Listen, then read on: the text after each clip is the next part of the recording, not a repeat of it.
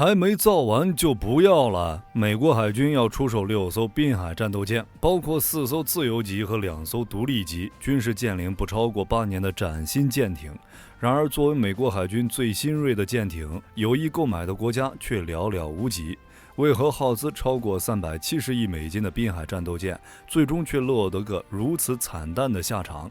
据美国战争地带网站报道，美国海军计划在未来2年内通过对外军事销售计划出售6艘滨海战斗舰，包括4艘自由级和2艘独立级。4艘自由级为威奇托号、比林斯号、印第安纳波利斯号和圣路易斯号。这些舰艇分别于2019年和2020年服役。美国海军计划将上述4艘于2025年出售，2艘独立级杰克逊号和蒙哥马利号分别于2015年和2016年服役。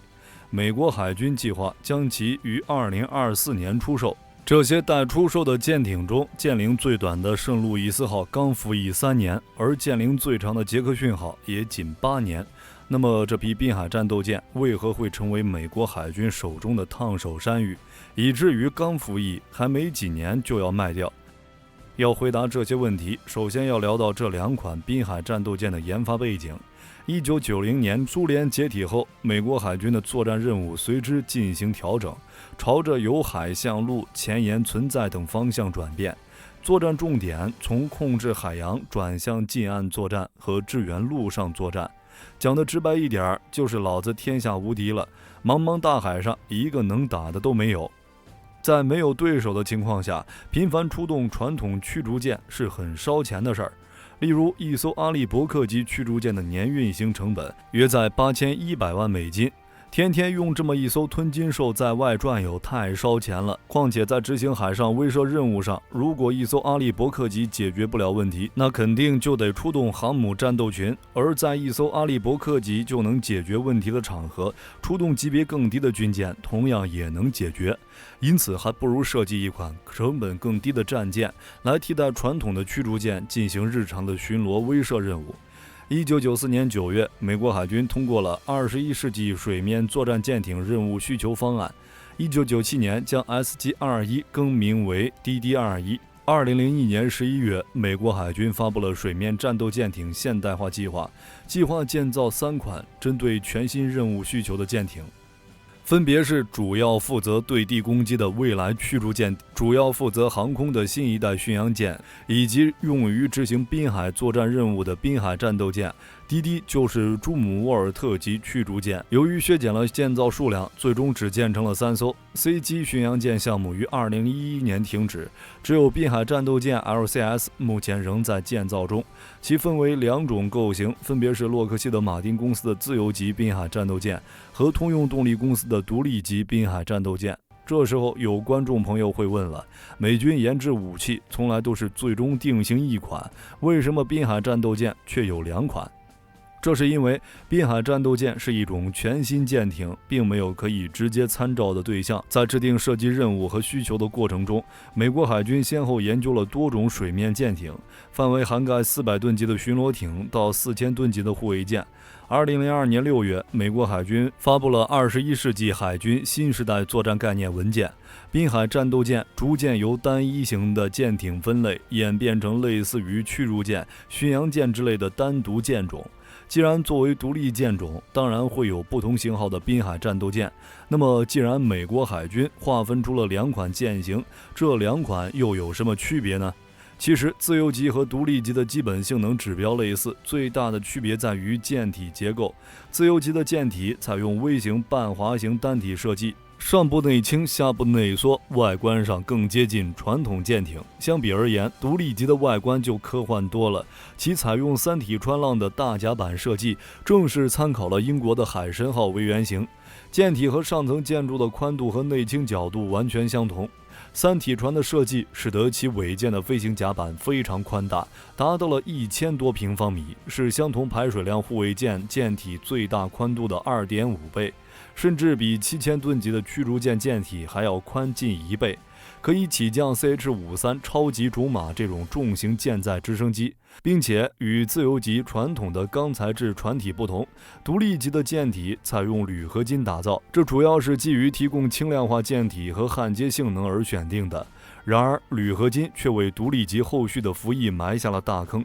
这个坑有多大，我们稍后会讲。由于美国海军对滨海战斗舰的任务规划主要是在敌国沿岸水域的各种低强度作战任务为由，海向陆投送武器与兵力，因此滨海战斗舰与传统护卫舰相比，火力减弱不少。主要突出性能是隐身和高航速，最大航速可达50节，比大部分导弹快艇还要快。超快的航速最大的优势就是主动权，高速介入、高速转移、高速脱离。介入的时候，对方反应时间大幅缩短；脱离的时候，对方根本追不上，对方只能被动应对，而没有主动交战的能力，变相提高了生存力和战术灵活性。那么，这么快的航速是如何实现的呢？简单而言，就是堆砌动力。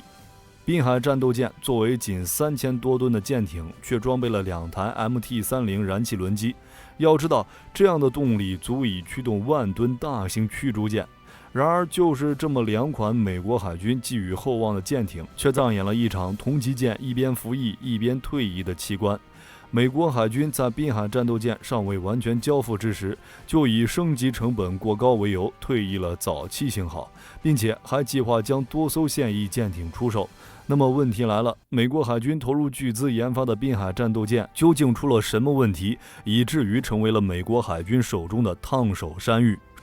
首先就是成本控制问题。美国海军原本计划将滨海战斗舰打造成为一款能够大量建造的廉价主力舰艇，能够挑起近海作战的大梁，就像 F-35战机一样廉价实惠，一型多用。然而实际建造费用却直接原地起飞，造价从最初预估的平均每艘2.2亿美金飙升至每艘6.55亿美金，并且前面提到了独立级的铝合金舰体是个大坑。这个坑有多大呢？大到一年能够塞进去7000万美金。这是为什么呢？因为相对于钢材，铝合金是一种极不稳定、容易受腐蚀的金属材料。独立级采用铝合金的初衷很美好，能够提供轻量化舰体和优异的焊接性能。铝合金船体结构具有能够承受巨大的水下爆炸载荷，而不损失船体的水密性能的优点，并且铝合金船还具有良好的延展性，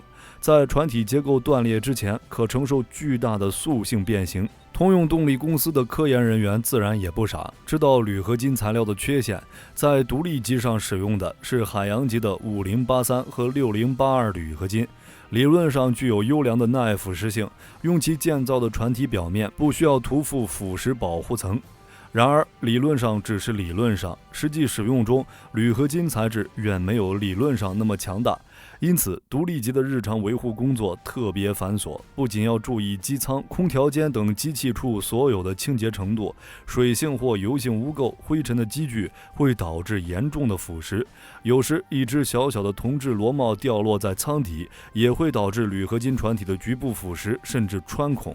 而当舰艇停靠在码头时，系船索不能使用钢缆，而是要使用合成纤维，更不允许在直流焊接作业时直接将船体接电作为阳极，否则同样会导致铝合金船体严重腐蚀等等。这一系列的保养守则使得其不仅维护费用高昂，维护起来也是后勤人员的噩梦。实际上，在独立级的首舰建造时，就已经发现在船体上出现了长裂纹。2012年对其进行潜水目视检查和超声测试后，发现喷水推进组件发生了严重的电流腐蚀和点蚀，需要进船坞修复和更换。为此，在之后新建的独立机上，美国都使用了新型防腐涂层材料，并加装外加电流阴极保护系统。然而，实际效果并不如意。在目前服役的13艘独立机上，仍有近一半的舰体出现了裂缝。这带来的后果便是，美国海军严禁其在海浪高约8英尺的海况下以超过15节的航速行驶，以防止出现结构裂缝蔓延的风险。以超高航速著称的滨海战斗舰却被禁止航速超过15节，这不得不说是一种黑色幽默了。其次则是美国的整体战略转向。